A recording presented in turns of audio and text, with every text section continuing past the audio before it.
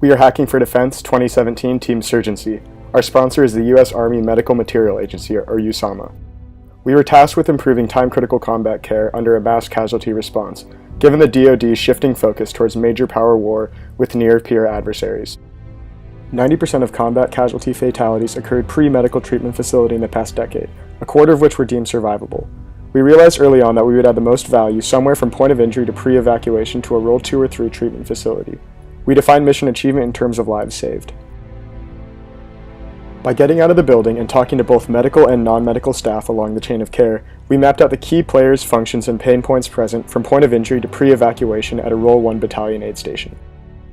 In a mass casualty scenario where medevacs are limited, casualties are transported from point of injury to the battalion aid station. There, a triage manager oversees the triage of incoming casualties. Inside the battalion aid station, the senior medical provider, typically a physician's assistant, manages the queue of casualties incoming the station, receiving treatment, and outgoing on medevacs.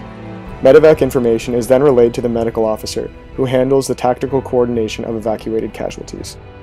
After learning more about the mass casualty response practices at a battalion aid station, we identified that mass casualty response at this stage is a management problem, not a patient care problem.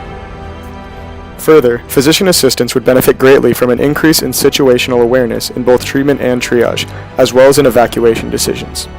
With these pains in mind, we have designed an MVP to facilitate intra-battalion aid station communication and casualty monitoring.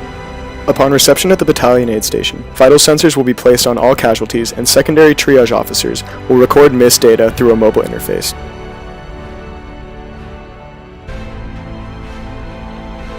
On another screen interface, physician assistants will have access to continuous vitals measurements from the sensors, as well as the information previously recorded by triage officers. After showing our MVP to projected beneficiaries at the 23rd Marine Regiment, we received good feedback which will be reflected in future development iterations. With this MVP, we hope continuous tracking of casualties decreases the preventable loss of life. On behalf of Team Surgency, thank you.